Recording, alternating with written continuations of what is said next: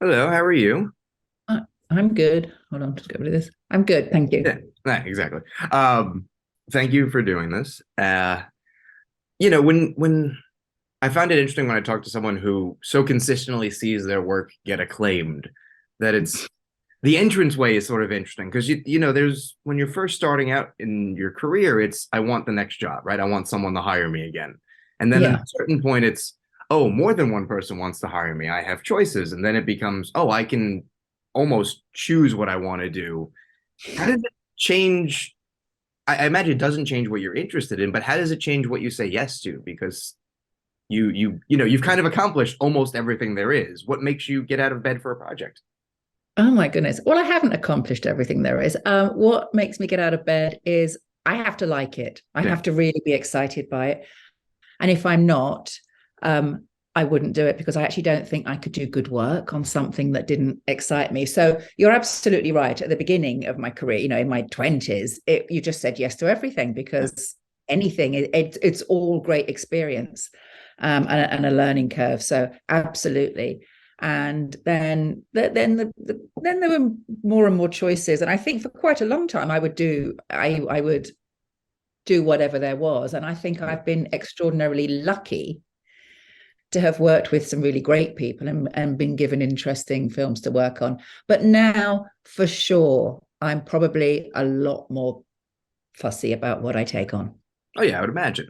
Because also you don't want to repeat yourself. That doesn't seem interesting. And the longer you're doing work that people like, I imagine the more you get offered things you've kind of already done also. Even if the movie's not the same, the visual kind of cues might be, I've done that. Well, it depends. Actually, it doesn't really happen. I mean, Mm. it actually hasn't happened. No, I don't think I've ever been asked to do something along the lines of something I've already been done. Even if, I mean, you do films that are set that have similar themes or are Sure. set in a similar period, but every story is different. And Yeah. so really it's actually never happened to me. I see it happen with other films. I see other films that go to other people where you know that the brief has obviously been, oh, do it in the style of this. That Yeah. worked, let's Oh, do it again. And you see that happen all the time, don't you? Like lots of sort of copycat styles of film oh yeah. based on something And that's already actors a especially. winning formula. Oh, But as far as I'm concerned, no. And I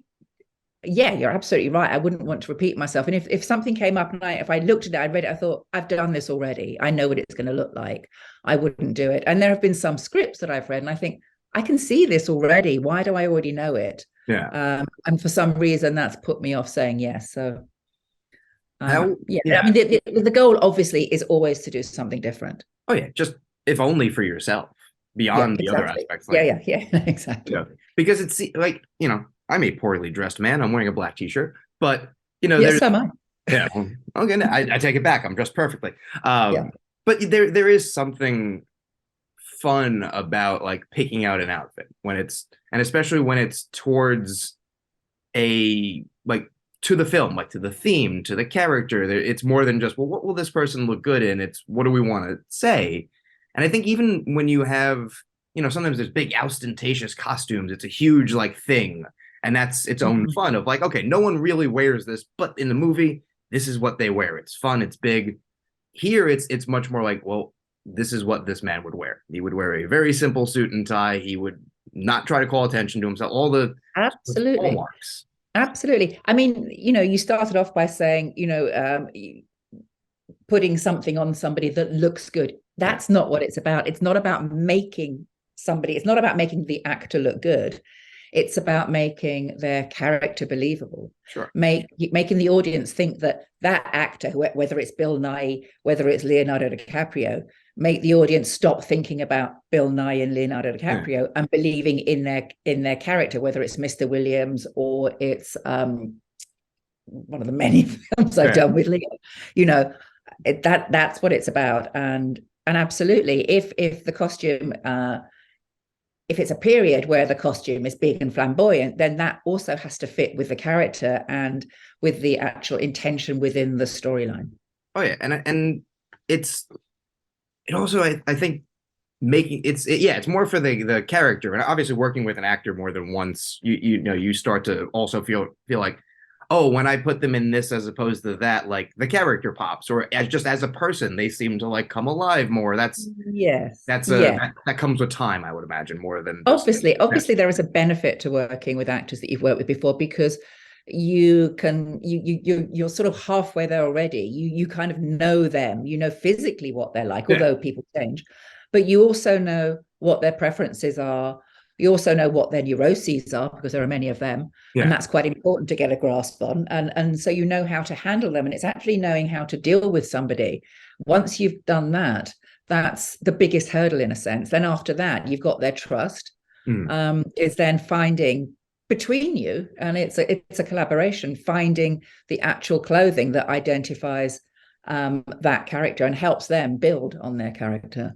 Oh yeah, and all the you could dress someone in a suit, and it says very different things based on what you're doing. A James Bond suit says something very different than this one. That Yeah, one maybe is about looking good. That's very much like an icon look, but that's true. finding the character, like we were saying, like having what are we saying about this man? Like what is this man saying about himself? What is this character saying about themselves? Is Yeah, something that I think we only almost also notice when it's not done well. Like when it's done well, it almost is absolutely. part of the film. Absolutely. I mean, I'd say that that's the answer. That's the sort of secret to a successful costume, is when you don't think of it as a costume. Yeah, You don't notice it. It's completely believable. I mean, okay, if something is gorgeous, then you might notice that it's yeah, gorgeous, but it shouldn't get in the way. It shouldn't interrupt yeah. Like if your understanding of actually what is happening story wise. oh yeah, if it's supposed to be like stunning and breathtaking, it's supposed to be because that's what the scene is calling for. Like other Absolutely. people, other characters in the movie are supposed to have that feeling. It's not supposed to be okay, this is just what someone's wearing. Oh, well, look at them. That calls attention to itself in a way that I think needs a very specific film. But I mean, I find it very distracting when you do see films where somebody, whether it's a male or a female, yeah, you know, has got a knockout outfit every single time you see them. You know what I mean? And they how much change money do it they for make is every what you little start thinking. scene. And you kind of think it just gets distracting. Oh yeah. You think, well, actually, in real life, nobody does that unless they're No, being dressed by somebody, unless they've got a stylist running around after them saying, put this on, put this on, put this on, and they're being photographed. In real life, that doesn't happen. And I find that incredibly distracting. And I know it's an easy thing to do, because you actually want to make somebody, oh, on yeah. one hand, you do want to make somebody look good and you want the actor to feel good. But quite often, your job is to try and convince the actor that they can't look great all the time. Some people Yeah. don't. Most of us No. don't look great all the time. Yeah, I was about to say I have news for So, them. Like, and that's real life. yeah. And I imagine the bigger the project is, also I think the temptation sometimes can be there, be like, well, we have a budget. Let's just have these big whereas what the scene calls for, maybe like, okay, it they just need to look like they belong in this scene. They belong in this office. They belong riding the Yeah. train, whatever, I mean, whatever the thing. How do you narrow it down? Because you literally start with anything. It's very much like almost like writing a script. Anything can be done. yeah, Like there's that's no true. assignment really. You narrow down quite quickly in a way. I mean, yes, it could be anything. So, I mean, for instance, with Bill Yeah. in Living, I mean, we actually started by trying on many suits. I mean, I got many suits over a sort of 10-20 year period, because the film is set early 50s, set in 1950 or 52, 53, somewhere around that. And, a man of his age, and his character would not be wearing a brand new suit. He wouldn't have just, he wouldn't buy a new suit every year. Men didn't then. He would have a suit that was 20, even possibly 30 years old. Yeah. So we started by trying on suits that would fit him, different textures, different colorways. And that's how you start. And you very quickly reject the ones that don't work, and you very Yeah. quickly know the ones that don't work. So that's how you narrow it down That until you was find the one. yeah. Well, that was the interesting thing to me because I was thinking about that also when you were saying the time period. I was like, most people don't have a new suit. Most people find one that fits and they stick with it until it like falls off them essentially. And Yeah, especially this guy, everything you learn about him would suggest like if he stopped growing at 20 something and that's what he got, that's the one he wore. Like it's perfectly good. Why absolutely. would I bother? I And mean, if Bill physically was different, if he was a yeah, larger man, larger build, I probably would have made the suit a little bit too small, because okay, that's how it would have been. He would have yeah, bought it 20 years ago when he was slimmer, but Bill is a slender man and he always has been, so his suit does fit. But I quite like making things not fit terribly well, because again, that means it's had a life, Exactly. It says something and about, people change. oh Yeah, yeah, it's saying something about the characters, all these things that aren't necessarily on the page, and goes back to like maybe you don't notice, but it fuels the feeling that the movie wants you to have. And you can tell it's working when you're sort of not doing the work for the film, but noticing these things kind of subconsciously of, oh, the suit doesn't fit, the way they walk, the way they talk. It all builds out the backstory because we're only spending what 90 minutes to 3 hours at most with a character, but they've lived 20, 30, 40, 50, 60 years before you meet these people. absolutely. I mean, and the other thing to point out is that, I don't think of the suit I don't think of one character's costume in isolation on that person. You do Yeah. have to take into consideration what everybody else is wearing Oh yeah. in the scenes that person Yeah. is in. You know what I mean? So that's how you tell the story with, okay, all the other guys are wearing suits as well, but they're each and every one is different. Even though essentially they're made up of the same components, they're all different, and you have to tell the story that way also. Yeah, and it's interesting talking about how the time period informs. Okay, it wouldn't actually be from this time period because I imagine with other projects or just in general, the temptation sometimes is to go a little more modern just because it's a more interesting look. It's more, it calls more attention to itself. But you're right. Like if this was okay, it takes place in the 50s. We can do a suit from 65. No one will notice. Like, oh, he looks like Oh no.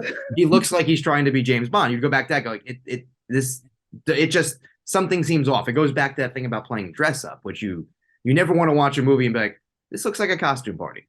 No, exactly. I mean, and you certainly can't go futuristic. You can't Right. do a film set in 1950 and put somebody in something from 1965. It depends on the film, though. This particular film is set in a real period, in a Yeah. real place, about, people who are believably real. Yeah. There was nothing heightened about it, nothing stylized about it. And of course, you do get films. I have worked on period films which are, have anachronisms, where you do have bits of, you want to make it slightly modern or to appeal to a modern audience, or that's the style of the film, that's what the director had in mind.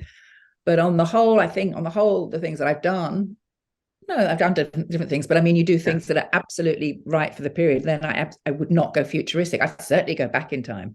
Oh yeah. And I would never do everything bang on. If it's 1950, I wouldn't have every single person wearing something that's bang on 1950 either, because that doesn't happen. No. And sort of as we start to wrap up, like how do you have the conversations with the director? Because sometimes they may have a very specific idea, or maybe they don't have the language for fashion and just sort of know like, oh wait, if the assignment was all right, suits, and then they shrug and walk away.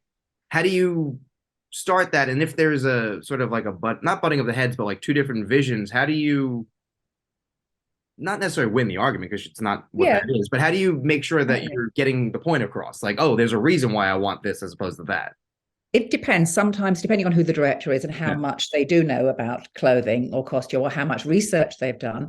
I mean, it's about education, and that's what, I mean, I wouldn't expect a director to know as much as I do about costume unless they have been a costume designer in their past.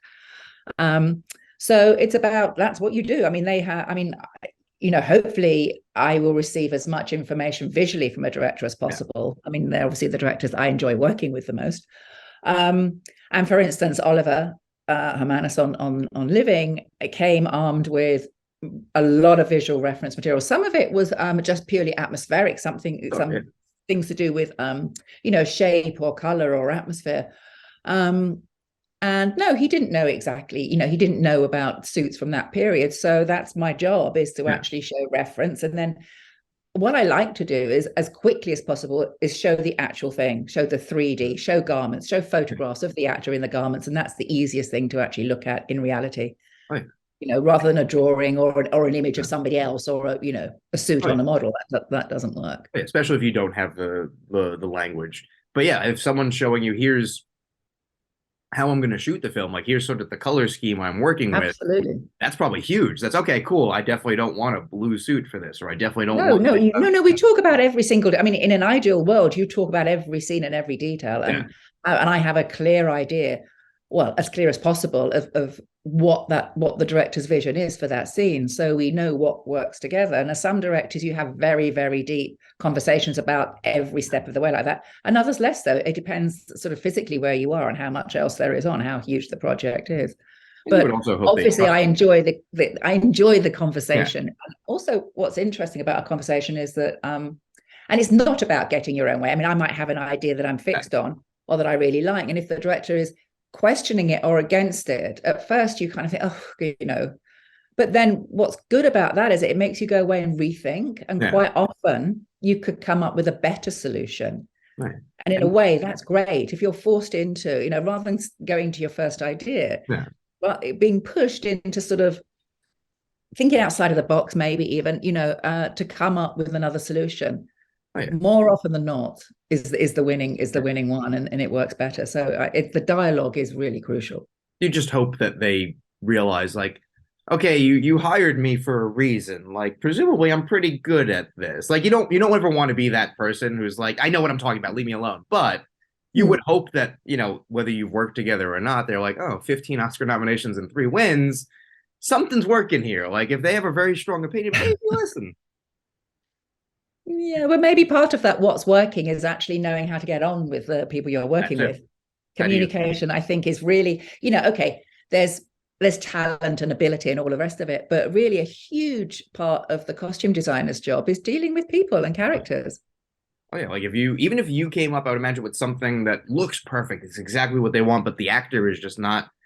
It doesn't work for them. They're not walking right in it. They just feel too light, too heavy, whatever the case Yeah, is. you can't do it. Yeah. If the actor's uncomfortable and doesn't feel right, you can't do it. You have to find a way of making it work. Well, you certainly make it work. And I think that's in a way what makes this such an accomplishment is because it's so easy to be ignored. Like it would be so easy to not think of this as a costume centric film, but I think it's so It's important on true. purpose. Yeah. I mean, it's not the kind of film that obviously people look at and think, oh, great costumes. I mean, really, it's if you don't notice the costumes, as we said, if you don't notice the costumes, if they're not distracting, then they're doing their job. Yeah. If Well, we understand the characters, the costumes are doing their job. And no, they're not big. They're not the sort of traditionally, nominated yeah. kind of costumes, because they're not big and flashy and shiny and, sparkly and grand. But still in the conversation, and I wouldn't count anything out. And you should overall, as we finish up, just should be incredibly proud of it because, like I said, so easily could it fade into the background, and the fact that you notice it and it is one of the things you think about when you think about the character. Besides, obviously, how good Bill is in the movie, Yeah. it does speak to it. So it's incredibly successful work, and you should be very proud of it. I love it. I am very proud of it. I'm very proud of this film. Awesome, and thank you so much for doing this. Like Thank you. it's always fun to talk to someone who is just something I'm bad at talking about music just because I know what I like and I know that a guitar sits on the wall because I can't play it. So a composer is just like, oh, you can do a thing that I can't even begin to understand. So Mhm. same with costume designers. It's just there's something about, well, you make the picture in someone's head come alive. It's kind of incredible. Great. Awesome. Thank you so Thank much. you. Thank you. It's Awesome. fun.